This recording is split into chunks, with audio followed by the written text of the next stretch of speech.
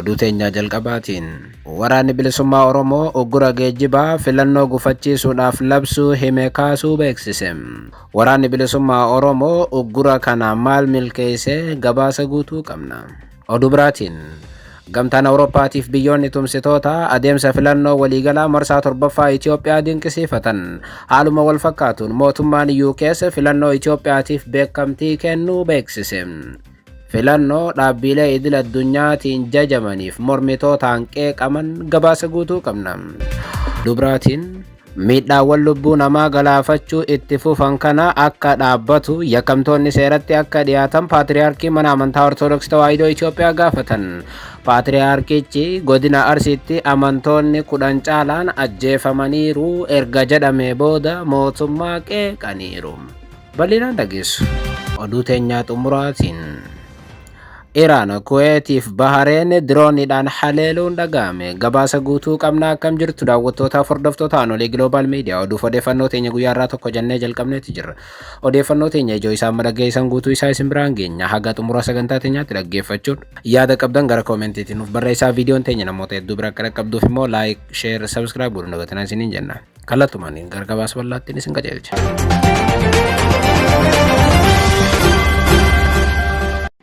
Oduu teenyaa jalqabaatiin waraanni bilisummaa Oromoo uggura geejjibaa filannoo biyyaalessaa gufachiisuudhaaf labsuu hime kaasuu beeksise. Haaluma kanaan waraanni bilisummaa Oromoo kan maqaa Abaa Owwoboo jedhuun of waamuu fi mootummaan shanee jechuudhaan waamu uggura geejjibaaf daldalaa tibbana labsee ture kaasuu himeera. Gareen hidhatee Oromiyaa keessa socho'u kun filannoo waliigalaa Itoophiyaa wiixata darbe gaggeeffame gufachiisuudhaaf jecha Oromiyaa keessatti tajaajilli geejjibaa akka hin jiraanne guyyoota 6 gaggeessuu isaa eereera. Filannoon marsaa 7ffaa Itoophiyaan gaggeessite irratti uummanni miliyoona 40 ol sagalee kennuun xumuramuu boordiin filannoo Itoophiyaa beeksiseera. Kunis namoota miliyoona 54 galmaa'an keessaa miliyoona 40tu sagalee laatee jedha boordichi. Walitti qabduun boordii filannoo biyyaalessaa Itoophiyaa Aadde Meelaata Warq buufataalee filannoo tokko tokko keessatti rakkoo nageenyaa mudateen sagalee kennuun jalqabee kan adda cite ta'uu ibsan. Buufataalee filannoo Makkoo Saachi rakkoon nageenyaa waan jiruuf sagalee kennuu itti fufuu hin dandeenye jedhanii turan. Billoonoo paasa akkasuma garuu boordichi boru haala mijeessee sagalee akka kennan gochuudhaaf murteesseera jechuun halgadda ibsanii turan. Waraanni bilisummaa Oromoo gama isaatiin ibsa waxabajjii 2026 jechuun halkan edaa baaseen uggurri gaggeeffamaa ture kaayyoo isaa guutummaatti galmaan ga'uu fi xumuramuu isaa ibseera. Garichi caamsaa 29/2026tti ibsa baasee tureen guyyaa sanarraa eegalee geejjibniif sochiin gosa kamuu torban tokkoof dhorkamuu labsee ture. Ajaja olaanaan waraana bilisummaa Oromoo Jaalmarroo Dirribaan filannoon biyyaalessaa amma gaggeeffamaa jiru jedhamu kun guutummaatti filannoo sobaa ta'uu ibsanii filannoo kanaaf waboon beekamtiin kennuu jedhan. Filannoo kanaaf beekamtii kennuun Abiyyi Ahmad waggoota 5 dhufan uummata keenya irratti waraana akka labsuuf beekamtii kennuudha jechuun hubachiisanii turan. Wayita uggurri kaa'ame kanattis konkolaataan kamuu akkasumas ammoo sochiin daldalaa kamuu akka ugguramu waraanni bilisummaa Oromoo kan hoogganan Jaalmarroon ibsanii turan. Kanneen hojii gargaarsa namoomaa hojjetaniif ambulaansiiwwan namoota dhukkubsatan deddeebisan irraa kan hafe kanneen biroo socho'uu akka hin dandeenye fi kanneen dhoorkaa kana darban irratti tarkaanfiin akka fudhatamus Jaalmarroon doorsisanii turan. Kana malees dippiloomaatonni magaalaa guddoo biyyattii keessa jiran wayita uggura kana keessa imala gara Oromiyaatti taasisan kamuu akka haqan jechuun Jaalmarroon gaafachuun ni yaadatama. Akka ibsa waraana bilisummaa Oromootti kaayyoon uggura kanaa kan jalqaba diraamaan maqaa filannootiin hojjetamu kamuu akka gufatu gochuudha. Filannoo fakkeessuudhaaf raawwatamuu fi dursee xumurame gufachiisuu fi Oromiyaan bakki hedduu harka mootummaa akka hin jirre mul'isuun kaayyoo uggura kanaati jedha ajaja olaanaan waraana bilisummaa Oromoo. Kaayyoon kun lamaanuu guutummaatti milkaa'ee akka jiru ibsa edda baaseen ammoo waboon hubachiiseera. Ministeerri muummee Itoophiyaa Abiyyi Ahmad erga bashaashaatti sagalee isaanii kennanii booda hirmaannaan uummanni filannoo kana irratti agarsiisaa jiru dinqisiifachuu isaanii miidiyaaleen biyya keessaa gabaasuun immoo ni yaadatama. Adeemsa dimokiraasii biyyattiin ijaaraa jirtu gufachiisuudhaaf yaaliin garaagaraa taasifamus uummanni Itoophiyaa ololaaf gurra osoo hin kennin sagalee isaa laateeraa jedhan Abiyyi. Bulchaan Itoophiyaa filannoon baranaa kun diinotaan gufachuudhaaf yaaliin hedduun godhamaa turuu ibsanii garuu kutannoo uummanni Itoophiyaa agarsiisaniin filannichi milkaa'aa jira jedhanii turan. Abiyyi Ahmad warra seenaa keessatti diina Itoophiyaa jedhan kana garuu maqaadhaan waamurraaf qusataniiru. Abaa Owwoboon mootummaan biyya bulchaa jiru filannoo dhugaa hin taane gaggeessuun fudhatama siyaasaa argachuudhaaf yaalii taasisaa jira jechuun himannaa dhiyeesse. Uggurri kaa'ame garuu mootummaa irratti dhiibbaa barbaadame uumeera jechuun roobii waxabajjii 3 jechuun ganama irraa jalqabee uggura kana kaasuuf murteessuu waboon ibsee dabaaseen immoo hubachiise. Mootummaan Itoophiyaa yeroo uggurri kun labsamus ta'ee kaafamu irratti haga gabaasni kun qindaa'etti ibsa bal'aa kennuurraa of qusateera.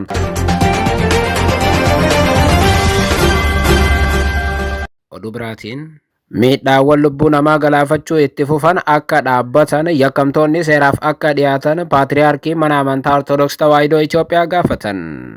Haaluma kanaan paatriyaarkii mana amantaa Ortodoksii Tawaahidoo Itoophiyaa Abuna Maatiyaas haleellaan godina Arsii Bahaatti mudate lubbuu namaa galaafate mana amantaa barbadeessaa jiruu fi darbees namoota hedduu qe'ee irraa buqqisaa jiru hordofee aangoonni federaalaatiif naannoo dhimma ilaallatu akka waan kana dhaabsisan darbees ammoo namoota yakka kana raawwatan seeraaf akka dhiyeessan waamicha dabarsan. Akka gabaasaaleen tibbana bahan jedhanitti haleellaa hidhattootaan godina Arsii Bahaa Asakotti raawwatameen yoo xiqqaate namoonni 10 ol amantoonni ajjeefamanii manneen amantaa hedduun gubachuuf jiraattonni akka buqqa'an ibsame.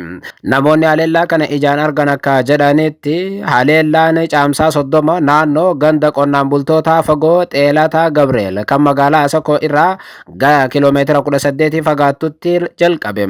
Haga gaafa guyyaa filannoo waxabajjii takkaatti haleellaan kun itti fufee gaggeeffame amantoonni 10 ol ajjeefameera jedhame.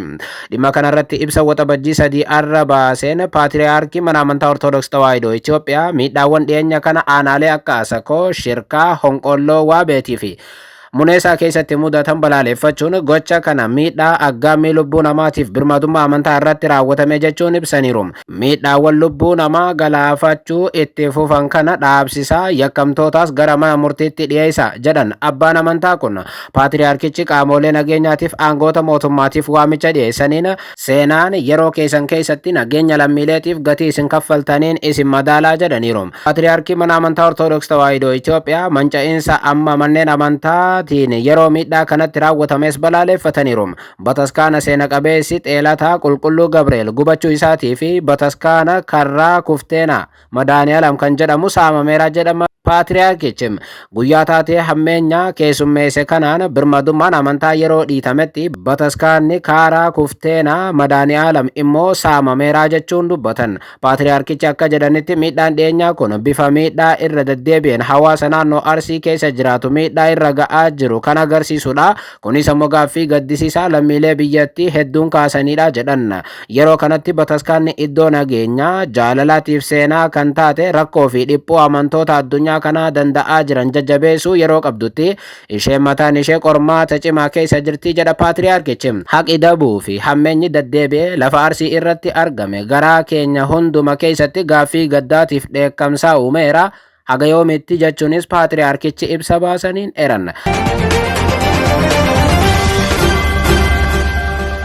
Oduu biraatiin gamtaan Awurooppaatiif biyyoonni tumsitoota adeemsa filannoo waliigalaa marsaa 7ffaa Itoophiyaa dinqisiifatan. Haaluma wal fakkaatuun mootummaan UK's filannoo Itoophiyaatiif beekamtii akka kennu beeksise.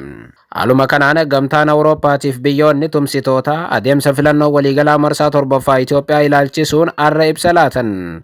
Filannoo waliigalaa Itoophiyaan gaggeessite ilaalchisuun teessoo isaanii Finfinnee kanneen taasifatan miseensonni gamtaa Awurooppaatiif imbaasonni garaagaraa kanneen akka imbaasii Kaanaadaa, Noorweey fi Siwiizerlaand ibsa waloo baasaniin adeemsa filannichaa dinqisiifataniiru. Biyyoonni kunneen ibsa isaaniitiin boordii filannoo biyyaalessaa Itoophiyaa, raawwachiiftoota filannoo, paartiilee siyaasaa, qaadhimamtoota filannootii fi dhaabbileen siviilii filannichi haala gaariidhaan akka xumuramuuf shoora bahatanis dinqisiifataniiru. Jilli taajjabdoota gamtaa Afrikaatii fi IGAD gaheen taajjabdummaa filannoo waliigalaa marsaa 7ffaa keessatti baatanis kan galateeffachiisu ta'uu biyyoonni miseensa gamtaa Awurooppaatiif imbaasiiwwan teessoo isaanii Finfinnee taasifatan kunneen ibsa waloo baasanii hubachiisan. Haaluma wal fakkaatuun UK'n illee ibsa baafteen filannoo mootummaan Itoophiyaa gaggeesseef beekamtii akka kennitu hubachiifteetti.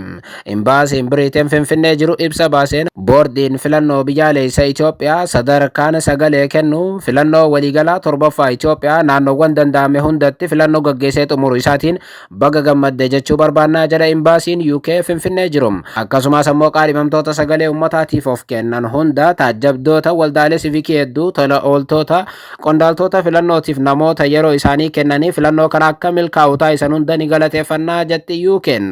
Dhaabbata taajjabdoota gamtaa Afrikaatiif IGAD ni simanna kan jettu UK'n tajaajilli sadarkaalee adeemsa kanaa hafan erga xumuramee booda gabaasa isaanii ni ilaallaa jetteetti UK'n.